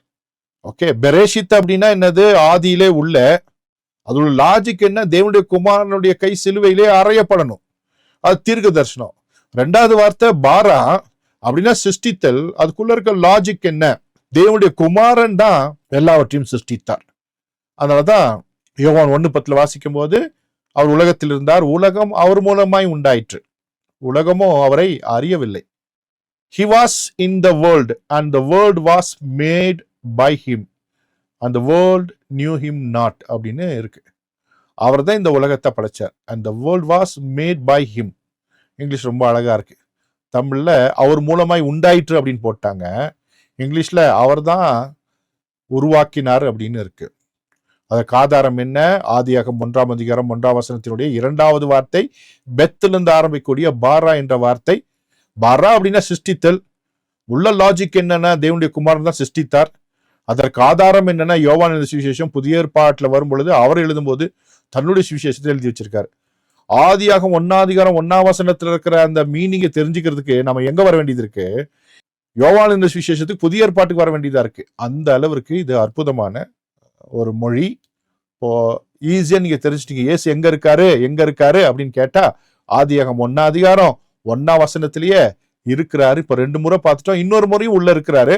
அதை இந்த முறை நம்ம பார்க்க போறது இல்ல. 3 முறை உள்ள கிறிஸ்துவானவர் இந்த முதல் அதிகாரத்திலேயே முதல் வசனத்திலேயே ஆதியாகமம் 1ஆம் அதிகாரம் 1ஆம் வசனத்திலேயே இருக்கிறார். இப்ப 2 முறை பார்த்துட்டோம். வருங்காலங்களில் அந்த 3வது முறையை நம்ம பார்க்க போகிறோம். அப்போ 3 முறை அப்படின்னும் பொழுது உறுதிப்படுத்தப்படுகிறது இல்லையா? 3 சாட்சிகள் அப்படின்னு சொல்லுவாங்க இல்லையா? முப்பரி நூல் சீக்கிரம் வராது அப்படின்லாம் சொல்லுவாங்க, சாட்சிகள். அப்போ அழகா ஆதியாகமம் 1ஆம் அதிகாரம் 1ஆம் வசனம் நாம் நினைத்து பார்ப்பதை காட்டிலும் பிளைனா டிரான்ஸ்லேட் பண்ணியிருக்கிற நம்முடைய மொழியை காட்டிலும் நிறைய விஷயங்களையும் நமக்கு சொல்லி தருகிறது. புரிஞ்சவங்களாம் ஒரு ஹல்லேலூயா சொல்லுங்களேன். அப்படியே காது கேட்காட்டான்னு பரவாயில்ல. ஹல்லேலூயா. ஓகே, கர்த்தருடைய நாமத்திற்கு மகிமையை செலுத்துங்க. அடுத்தது பாத்தீங்கன்னா இங்க ஒரு வார்த்தை முதல் வகுப்புல நான் சொல்லி கொடுத்திருந்தேன், மறுபடியும் இதை நினைப்பூட்டுகிறேன். இது அந்த வசனத்துல இல்ல, ஆனா கண்டிப்பா இதை தெரிஞ்சுக்கணும். 3வது பெத்து வார்த்தை இங்க பாத்தீங்கன்னா சிவி பேட்டர்ன் போட்டுக்கொள்ளுங்க. என்ன பேட்டர்ன் இருக்குன்னு போட்டுக்கொள்ளுங்க. அதோடய சேர்த்து இதை என்ன பண்ணுங்கன்னா நீங்க அதோடைய டிரான்ஸ்லிட்ரேஷனையும் என்ன பண்ணிக்கோங்க, போட்டுக்கோங்க. அது எப்படி எழுதணும் எழுதிக்கோங்க. 2யும் ஒன்னா எழுதிட்டீங்கன்னா ரொம்ப யூஸ்ஃபுல். சிவி பேட்டர்னை போட்டுக்கோங்க. பக்கத்துல நான் கீழே என்ன பண்ணுங்க, டைப் பண்ணி போட்டுக்கோங்க. சரியா? ஓகே, இருக்கிற மாதிரி போடணும். நீங்க வேற எங்கேயாச்சும் படிச்சுட்டு அந்த இதெல்லாம் போட்டுக்கூடாது. இப்பு பிளஸ் ஆ, இரு பிளஸ் ஆ, அப்புறம் இக்குள்ள 2 புள்ளி இருக்கு. அது என்னன்னா சிலபல் பிரேக். அப்போ அப்படியே நிறுத்திடணும்னு அர்த்தம். சிவின்ற பேட்டர்ன்ல இருக்கு. சிவின்ற பேட்டர்ன்ல இருக்கு. சிவி இப்பு பிளஸ் ஆ, 2வது சிவி இரு பிளஸ் ஆ, 3வது சிவி இக்கு பிளஸ் சிலபல் பிரேக். இந்த இடத்துல சிலபல் பிரேக் அப்படியே ஸ்டாப் பண்ணு அர்த்தம். இக்கு பிளஸ் சிலபல் பிரேக். இங்க ஏ அப்படின்னு வராது. ஸோ கடைசியில் எப்பொழுதுமே இந்த ஷ்வா அப்படின்ற உயிர் எழுத்து வந்துச்சுன்னா, நிக்குடு வந்துச்சுன்னா சைலண்ட்னு அர்த்தம். சரியா? சிலபல் பிரேக்குன்னு அர்த்தம். Syllable break. அப்ப இப்பு பிளஸ் ஆ, இரு பிளஸ் ஆ, இக்கு. அப்ப என்னவா இருக்கும்? அப்படி எழுதிட்டீங்கன்னா கரெக்டா இருக்கும். வேற எங்கேயாச்சும் படிச்சிருந்தீங்கன்னா அதெல்லாம் மறந்துடுங்க. ஏன்னா பாரூக்குன்னு சொல்லி கொடுத்துருப்பாங்க. அப்படின்லாம் இல்லை, இங்க இல்லை. சரியா? பாராக் அப்படின்னு இருக்கு. பராக் அப்படின்னு எழுதிருந்தீங்கன்னா சூப்பர். பராக் பா ரா இக். இப்பு பிளஸ் ஆ பா, இரு பிளஸ் ஆ ரா, அப்புறம் இக், பா ரா இக், பாராக் அப்படின்னு எழுதிட்டீங்கன்னா சூப்பர். பராக் அப்படின்னு சொல்லும் பொழுது போன முறை முதல் வகுப்புல இதை பார்த்தோம். எல்லாம் அற்புதமா சொன்னீங்க. ஏன்னா அந்த பாராக்கை சொன்னதுக்கு காரணம் என்னன்னா, பாராக்குன்னா ஆசீர்வாதம்னு அர்த்தம். ஆசீர்வாதத்தோடு ஆரம்பிக்கணும் இல்லையா? கர்த்தரை நம்மளை ஆசீர்வதிக்கணும், வேற யாரும் நம்மளை ஆசீர்வதிக்க முடியாதனால ஆசீர்வாத வார்த்தையோடு அன்றைக்கு அதை சொல்லி கொடுத்தேன். இப்போ என்ன பண்றீங்கன்னா, ஏற்கனவே இது எழுதிட்டீங்க, அதனால பிரச்சனை இல்லை. அந்த இருக்கிறது அந்த ஆ எழுதிருப்பீங்க. ஆ, அப்புறம் ஆ, அப்புறம் 4வது எய், 5வது இ, அப்புறம் 7வது அப்படி எழுதியிருப்போம். ஸோ அதெல்லாம் பார்த்துக்கொள்ளுங்க. இப்போ என்ன பண்ணுவோன்னா, இந்த பாராக்னு என்னன்னு பார்க்க போறோம். ஆசீர்வாதம். என்னாக மாறி 24 கர்த்தர் உன்னை ஆசீர்வதித்து உன்னை காக்க கடவன். தேவ திட்டம் என்ன? மனுஷனை ஆசீர்வதிப்பதுதான். ஆசீர்ப்பு கூடாரம் எதற்கு? தேவாலயம் எதற்கு? கிறிஸ்துவானவர் எதற்காக வந்தார்? ஏன் திருச்சபைகள் அப்படின்னும் பொழுது தான் படைத்த மனிதனை ஆசீர்வதிப்பதற்கு தேவன் வைத்திருக்கிற திட்டம். ஏற்கனவே பார்த்தோம், பெத்துனால வீடு. அப்போ உங்களுடைய ஃப்ரெண்டோ இல்லைன்னா உங்க குடும்பத்தாரோ உங்களுடைய சொந்தக்காரரோ சொல்றாங்க, உங்க வீட்டுக்கு வரேன் அப்படின்றாங்க. ஏன் வீட்டுக்கு வராங்க உங்க வீட்டுக்கு அப்படின்னா, முதல்ல தெரிஞ்சுக்க வேண்டிய விஷயம், உங்க வீட்டுக்குள்ள வந்தா ரெஸ்ட் எடுக்க முடியும், அவங்களுக்கு தண்ணி கிடைக்கும், சாப்பாடு கிடைக்கும், அவங்க ரெஃப்ரெஷ் ஆகலாம். அப்போ யாராவது சொல்றாங்க சாப்பாடு வேணும், உங்க வீட்டு ஃபோன் பண்ணி எனக்கு கொஞ்சம் சாப்பாடு கிடைக்குமா அப்படின்னா நீங்க என்ன சொல்றீங்கன்னா, முதல்ல வீட்டுக்கு வான்னு சொல்லுவீங்க. எத்தனை பேருக்கு புரிஞ்சிச்சு? கொஞ்சம் டீ கிடைக்குமா அப்படின்னு கேட்டா நீ என்ன பண்ண, முதல்ல வீட்டுக்கு வாப்பா, வா வீட்டுக்கு வா, உனக்கு போட்டு தரேன், டீ போட்டு தரேன், சாப்பாடு தரேன், கொஞ்சம் ரெஸ்ட் எடுக்கணுமா, அவன் கொஞ்சம் வீட்டில் கொஞ்சம் ரெஸ்ட் எடுத்துட்டு போவேன்னு சொல்லுவோம். அப்போ எப்பொழுதுமே நீங்க என்ன சொல்லுவீங்க, யாராச்சும் ஒருத்தவங்க கிட்ட இப்படி கேட்டா வீட்டுக்கு வான்னு சொல்லுவீங்க. அப்ப வீட்டுல வந்தபோது அவங்களுக்கு ஒரு டீ கிடைக்குது, அது ஒரு ஆசீர்வாதம். சாப்பாடு கிடைக்குது, ஒரு ஆசீர்வாதம். ஒரு ரெஸ்ட் கிடைக்குது, ஒரு ஆசீர்வாதம். ஒரு கிஃப்ட் கிடைக்குது, ஆசீர்வாதம். உங்ககிட்ட நல்ல ஆறுதலான வார்த்தை கிடைக்குது, ஒரு பூஸ்டப்பான வார்த்தை கிடைக்குது, அது ஆசீர்வாதம். எத்தனை பேருக்கு புரிஞ்சிச்சு? இப்போ புரிஞ்சவங்களா சொல்லுங்க பார்க்கலாம். ஆமா, இட்ஸ் அ பிளெஸ்ஸிங். பர்ராக்குன்றது பிளெஸ்ஸிங். நாம என்னமோ நினைச்சிட்டு இருக்கிறோம், பிளெஸ்ஸிங்னா வீடு, வாசல், காரு, பங்களா, ஜெட்டு அப்படின்னு நினைச்சிட்டு இருக்கிறோம். அது வந்து மெட்டீரியல்ஸ். சரியா? அது வந்து வேதவசனம் சொல்லுகிறது கர்த்தருடைய ஆசீர்வாதமே ஐஸ்வர்யத்தை தரும். அதெல்லாம் மெட்டீரியல் பிளெஸிங். அதில் ஒன்று. ஆனால் பர்ராக் அப்படின்றது ஆசீர்வாதம். எல்லாம் ஆசீர்வாதம் அப்படின்னு நினைக்கிறீங்களோ, பாதுகாப்பு ஆசீர்வாதம், சுகம் ஆசீர்வாதம், நல்ல சாப்பாடு ஆசீர்வாதம், நல்ல ரெஸ்ட் ஆசீர்வாதம், நல்ல நண்பர்கள் ஆசீர்வாதம், நல்ல திருச்சபை ஆசீர்வாதம், நல்ல பாஸ்டரு ஆசீர்வாதம், நல்ல பிள்ளைகள் ஆசீர்வாதம், நல்ல மனைவி ஆசீர்வாதம், நல்ல கணவன் ஆசீர்வாதம். எத்தனை பேருக்கு புரிஞ்சிச்சு? இதெல்லாம் ஆசீர்வாதங்க. அப்போ ஆண்டவர் சொல்லிடுறாரு, கர்த்தருனை ஆசீர்வதித்து உன்னை காக்க கடவர். அவர் ஆசீர்வதிப்பாராம். அப்போ பர்ராக் அப்படின்றது ஆசீர்வாதம். ஆசீர்வாதம் என்று நீங்க டிவியில, யூடியூப்ல பார்க்குற விஷயங்கள் எல்லாம் அதெல்லாம் ஆசீர்வாதம்னு நினைச்சீங்கன்னா ரொம்ப ரொம்ப ஒரு முட்டாள்தனமான விஷயம். சரியா? வாழ்க்கைக்கு எத்தனையோ விஷயங்கள் ஆசீர்வாதமாக இருக்க போகுது. சிலருக்கு பணமே சாபம், சிலருக்கு வந்து நிறைய சோறே சாபம். சரியா? அதுவே சாபமா மாறலாம். ஆசீர்வாதமா இருக்கணும்னா கர்த்தர் தான் ஆசீர்வதிக்கணும்ன்றதை மறந்து விடக்கூடாது. பர்ராக். ஏன்னா இந்த பர்ராக் அப்படின்றது பார்த்தீங்கன்னா, இதுவும் பர்ரு அப்புறம் வந்து காஃபு, பெத்து ரேஷு, பர்ரு குமாரனு, காஃப் அப்படின்னா உள்ளங்கை. மேல பாருங்க, பிக்டோகிராஃப் போட்டிருக்கேன். உள்ளங்கை, தி பாம் ஆஃப் தி சன், குமாரனுடைய உள்ளங்கை, குமாரனுடைய உள்ளங்கை. பர்ராக் அப்படின்னா ஆசீர்வாதம். இந்த ஆசீர்வாதம் உண்மைதான். கர்த்தருடைய ஆசீர்வதித்து காக்க கடவர் தான். அவர் தான் ஆசீர்வதிக்கிறாரு. மனு குலத்தை படைத்த உடனே அவர்களை ஆசீர்வதித்தார் என்று வேதவசனம் சொல்கிறது. ஆண்டவராக இயேசு கிறிஸ்து இந்த உலகத்தில் நம்மோடு வாழ்ந்து மரித்து உயிர் தெரிந்து பரமேறி சொல்லும் பொழுதும் கரங்களை உயர்த்தி சீஷர்களை ஆசீர்வதிச்சு தான் அவர் திரும்ப போனாரு. திரும்ப வரும்பொழுதும் ஆசீர்வாதமாகத்தான் திரும்ப வரப்போகிறாரு. ஏன்னா 1000 வருஷ அரசாட்சி ஒரு மிகப்பெரிய ஆசீர்வாதம். என்றைக்கு அவரோடு நித்திய ஜீவன்ல இருக்க போகிறோம், அது அதை விட மிகப்பெரிய ஆசீர்வாதம். இப்போ ஆசீர்வாதம் என்பது குமாரனின் உள்ளங்கையில் இருந்து தான் வருகிறது. குமாரனுடைய உள்ளங்கையிலிருந்து வராத எதுவுமே ஆசீர்வாதம் அல்ல, அது சாபம். எத்தனை பேருக்கு புரிஞ்சின்னு தெரியல. புரிஞ்சவங்க ஒரு ஆள் இல்லையா சொல்லுங்க. ஆமா, குமாரன் கையிலிருந்து வந்தாதான். பணமாக இருக்கட்டும், அது குமாரன் கையிலிருந்து வந்தால் ஆசீர்வாதம். சுகமாக இருக்கட்டும், அது குமாரன் கையிலிருந்து வந்தால் ஆசீர்வாதம். என்னது சுகம்? குமாரன் கையிலிருந்து வந்த ஆசீர்வாதமா? நாம சிலர் செத்து போயிருந்தா நிம்மதியா இருந்திருப்பான். அவன் சாகரவனை கூட்டு போய் காப்பாத்தி வச்சா கடன் பிரச்சனையிலையும் வாழ்க்கை பிரச்சனையும் ஒவ்வொரு நாளும் செத்துட்டு இருக்கான். அன்னைக்கே செத்து இருந்தா நல்லா இருந்திருக்கும்னு யோசிக்கிறான். அப்படின்னா ரைட் டைம்ல ஒருத்தன் சாகலன்னா அவனுக்கு சாபம். புரிஞ்சுச்சா?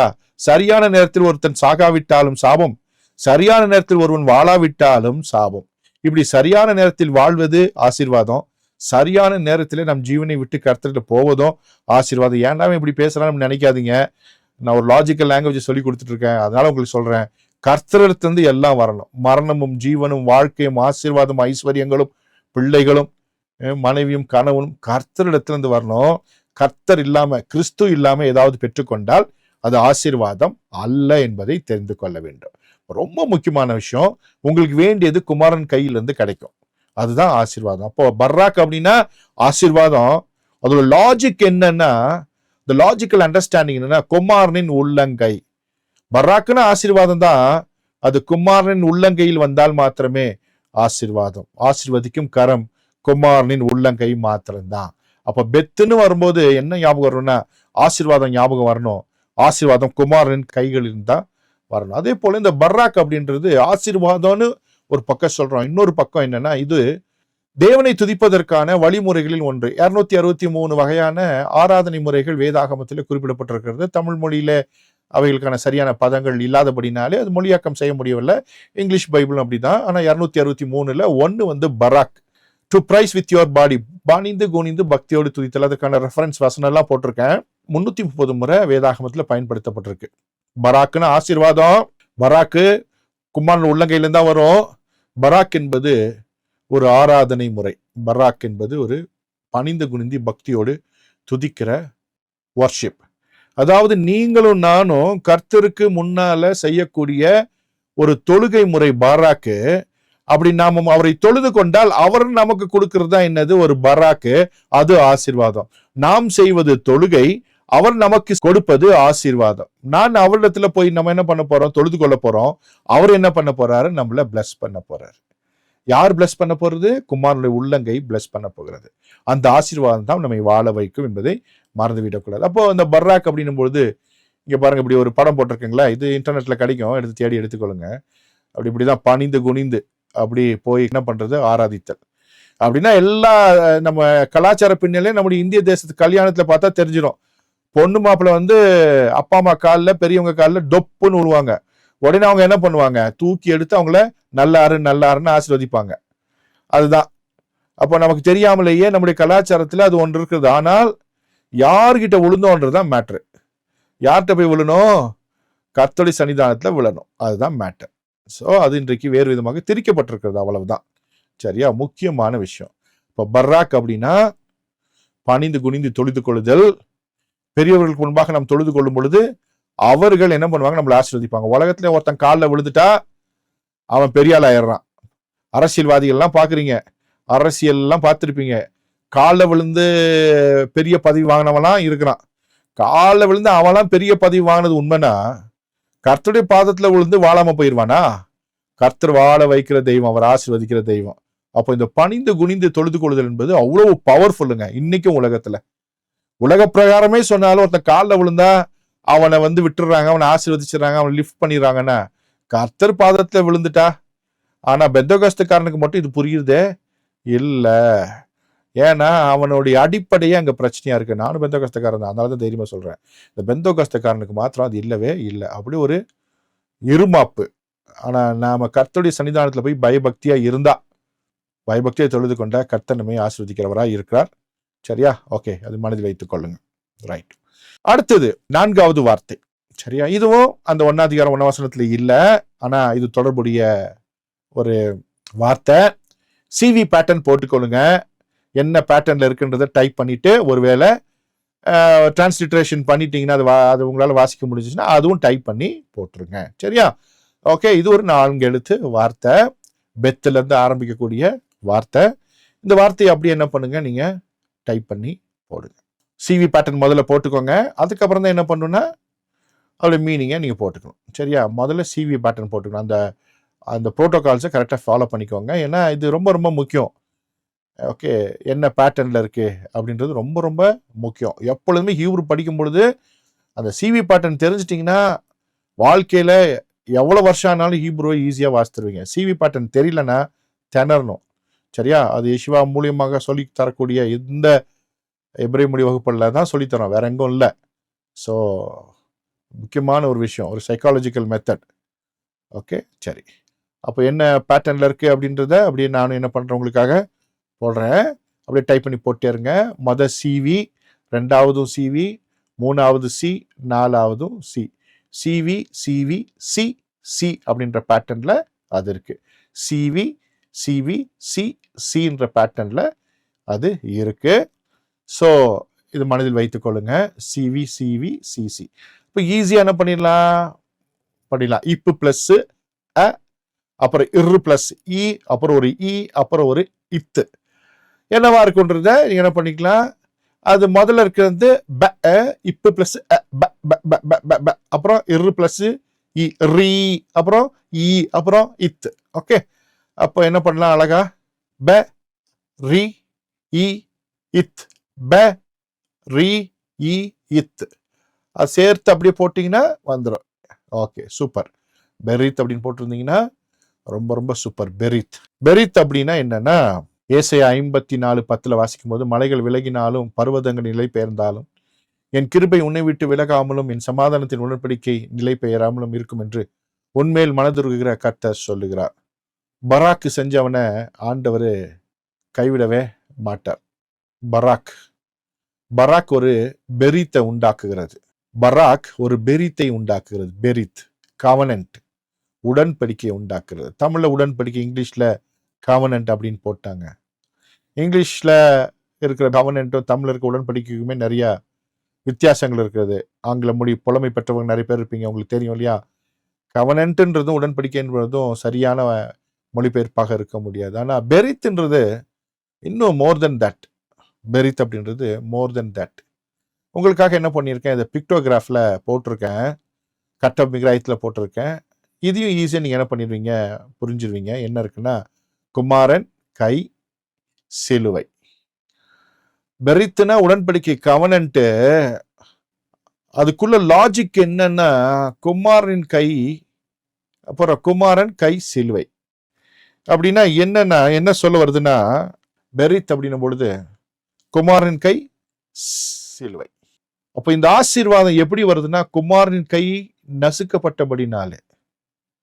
இந்த உடன்படிக்கை கர்த்தர் உங்களோட எப்படி உடன்படிக்கப்பட்டிருக்காருன்னா, சிலுவிலே அறையப்பட்ட கிறிஸ்துவின் கரத்திலிருந்து வந்ததான இரத்தத்தின் மூலமாக. அவர் கை நசுக்கப்பட்டபடினாலே உங்களுக்கு உடன்படிக்கை. அப்படின்னா இந்த உடன்படிக்கை என்பது சர்வசாதாரணமாக ஈஸியாக வரல. மிகுந்த வலி வேதனையோடு பாடுகளோடு உங்களோடு கர்த்தர் உடன்படிக்கை செஞ்சிருக்காரு. ஏன்னா உங்கள் மேல் வர வேண்டிய ஆக்கினையெல்லாம், நம் மீது வர வேண்டிய ஆக்கினையெல்லாம் அவர் சுமந்து தீர்த்தார். சுமந்து தீர்த்தல் என்பது ஒரு மிகப்பெரிய ஒரு வேலை, ஒரு கடினமான பாடுகளை சுமக்கிற, எல்லா நோய்களும் அக்கிரமங்களையும் சுமக்கிற ஒரு மிகப்பெரிய ஒரு கடினமான ஒரு வேலை. அப்படின்னா உலகத்திலேயே சாவதற்கு ஏதுவான வலி வேதனையோடு சித்திரவதை அனுபவிக்கிற ஒரு நிலைமை. கிறிஸ்துவானவர் நம்முடைய பாவங்களை சுமந்து கரங்களில் ஆணிகள் அடிக்கப்பட்டு சித்திரவதை அடைந்து நம்மோடு உடன்படிக்கை செய்திருக்கிறார். நாம் வாழும்படியாக, நாம் பிசாசின் தந்திரங்களிலிருந்து விடுபடும்படியாக, நாம் ஆசீர்வதிக்கும்படியாக, நாம் நித்திய ஜீவனுக்கு போகும்படியாக குமாரனின் கை சிலுவையிலே அடிக்கப்பட்டு அவர் சித்திரவதை மரணம் அடைந்து உயிர்த்தெழுந்தார். இந்த உடன்படிக்கை இரத்தத்தினால் வந்திருக்கிறதான அற்புதமான ஒரு உடன்படிக்கை பெரித். புரியும்படி உங்களுக்கு சொல்றேன். கலாச்சாரத்துல ஏற்கனவே முன்னால சொன்னேன், நம்ம ஊர்ல எல்லாருமே கல்யாணத்துல பெரியவங்க காலில் விடுவாங்க அப்படின்னு பார்த்தோம். இந்த பொண்ணு மாப்பிள்ள பெரியவங்க காலில் விடுவாங்கன்னு பார்த்தோம். அதே போல பாத்தீங்கன்னா நம்ம தேசத்துல எல்லா இடங்களிலுமே ஊருக்கு வெளியில ஒரு கோயிலை வச்சிருப்பாங்க. அந்த கோயில்ல மேடை வச்சிருப்பாங்க. வருஷத்துக்கு ஒரு முறை ஆடு கொண்டு பலியிடுவாங்க, ஆடு கோழிய. அங்க பாத்தீங்கன்னா அந்த ஆடெல்லாம் ஒரே வெட்டா கழுத்தெல்லாம் வெட்ட மாட்டானுங்க. கழுத்து மேல ஒரு சூரி கத்தியை வச்சு ஒரு குத்து, ரத்தம் வழிஞ்சுக்கிட்டே இருக்கும், அப்படியே துடிச்சுக்கிட்டே இருக்கும். துடிச்சு துடிச்சு அடங்கி செத்து போகும். அங்க உட்கார்ந்து இருக்கவங்களுக்கெல்லாம் அப்படி துடிச்சு துடிச்சு அடங்கி செத்து போன அந்த ஆடு தான் அன்னைக்கு விருந்து, கடா விருந்து. எல்லாம் சந்தோஷமா சாப்பிடுவாங்க. ஆனா அந்த ஆடு துடிக்க துடிக்க அங்கேயே மரணம் அடைஞ்சிருக்கும். கசாப்பு கடையில கூட பாத்தீங்கன்னா அவன் கழுத்து ஒரே வெட்ட வெட்டிடுவான். ஏன்னா ஒரு ரூல் இருக்கு. என்ன ரூல் இருக்குன்னா, ஒரு ஆடை கொல்லணும்னா அதை சஃபகேட் பண்ணி, அதாவது அதோடைய மூச்சை என்ன பண்ணணும், நம்ம நிறுத்தி அது மயக்கமடைய செய்து தான் வெட்டணும்னு ஒரு ரூல் இருக்கு, இன்டர்நேஷனல் ரூல் இருக்கு. எந்த மிருகமா இருந்தாலும் உணவுக்காக கொல்லப்படுகிற மிருகம் சஃபகேட் செய்யப்பட வேண்டும். அது ஒரு மைல்டான ஒரு மயக்க நிலைக்கு சென்ற பின்புதான் வழி தெரியாம கொல்லணுன்றது இன்றைக்கு இருக்கிற உலகளாவிய சட்டம். எத்தனை பேருக்கு தெரியும்? அது தெரியுமா? சும்மாலாம் வெட்டக்கூடாது. ஆனா இந்த ஆடு, திருவிழால வெட்டப்படுற ஆடு துடி துடிக்க செத்து அடுத்தவனுக்கு உணவாகும், அடுத்தவனை வாழ வைக்கும். கிறிஸ்துவானவர் நமக்காக துடி துடிக்க சிலுவையிலே அறையுண்டு மரித்து உயிர் தெழுந்து உங்களையும் என்னையும் வாழ வைத்திருக்கிறார். இதுதாங்க உடன்படிக்கை. புரிஞ்சுக்கிறதுக்காக நான் சொல்றேன். இந்த உலகத்தான் வழக்கம் எல்லாம் அதற்கு கிறிஸ்துவை எடுத்து விட்டு அதுபடி சாங்கிய மகன் செய்து கொண்டிருக்கு. ஆனா அதற்குள்ள இருக்கிற அந்த எசன்ஸை மறந்துட்டான், மனுக்குலம் மறந்து விட்டது. அப்போ பலிகள் பெருகினது, பாவங்கள் குறையவில்லை என்று பழைய ஏற்பாட்டுல பார்க்கிறோம். நிறைய பலிகள் செலுத்தினாங்க, பாவம் குறையல, பலிதான் ஜாஸ்தியாச்சு.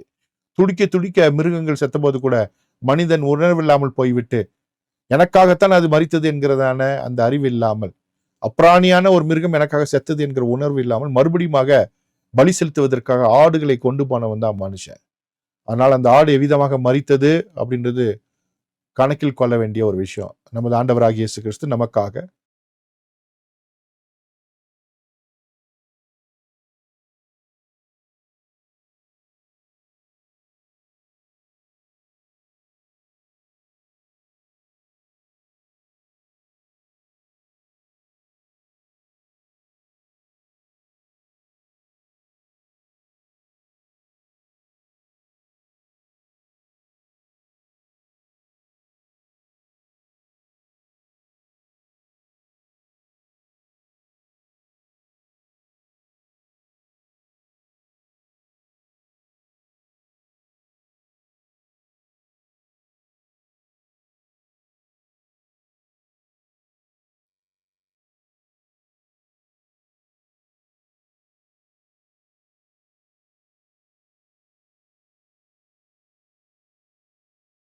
ஆதியாகமம் புஸ்தகத்தின் பெயரும் அதுதான்.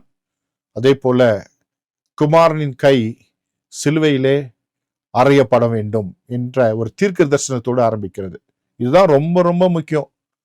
ஆதியாகமத்தை வாசிக்கும் பொழுது நாம் தெரிந்து கொள்ள வேண்டிய முக்கியமான விஷயம் என்னன்னா, குமாரனின் கை சிலுவையிலே அறையப்பட வேண்டும் என்கிறதான லாஜிக்கல் அந்த தீர்க்க தரிசனத்தோடு தான், அந்த ப்ராஃபஸியோட தான் அது ஆரம்பிக்கிறது. அடுத்தது பாரா, படைத்தல். யார் தான் படைச்சது இந்த உலகத்தைனா தேவனுடைய குமாரன் தான் படைத்தார் என்பதற்கான ஆதாரம், யோவான் சொன்னதான ஆதாரம் இங்கே இருக்கிறது. அதான் வேத வாக்கியங்கள் ஆராய்ந்து பாருங்கள், அவைகள் நித்திய ஜீவன் உண்டு என்று எண்ணுகிறீர்களே, என்னை குறித்தும் சாட்சி சொல்கிறவைகள் அவைகளை அப்படின்னு ஆண்டவராகிய இயேசு கிறிஸ்து சொன்னார். முக்கியமான விஷயங்களை நம்ம பார்த்தோம். அதே போல பராக் ஆசீர்வாதம், பெரித் என்ற வார்த்தையை நம்ம பார்த்தோம்.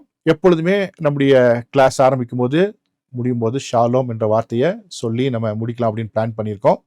ஷாலோம் என்பது குமாரனுடைய உள்ளங்கையிலிருந்து வரக்கூடிய ஒரு முக்கியமான விஷயம். ஏன் முன்னாலேயே சொன்னேன்னா, இன்னைக்கு பார்த்தோம், குமாரன் உள்ளங்கை தான் இன்னைக்கு ரொம்ப ஒரு அட்ராக்ஷனான ஒரு முக்கியமான இந்த வகுப்புடைய சென்டர் ஆஃப் அட்ராக்ஷன் என்னன்னா குமாரனுடைய உள்ளங்கை. அதனாலதான் போன முறையே சொல்லி இந்த முறை நான் உங்களுக்காக என்ன பண்ணியிருந்தேன் சொல்லி கொடுத்திருந்தேன்.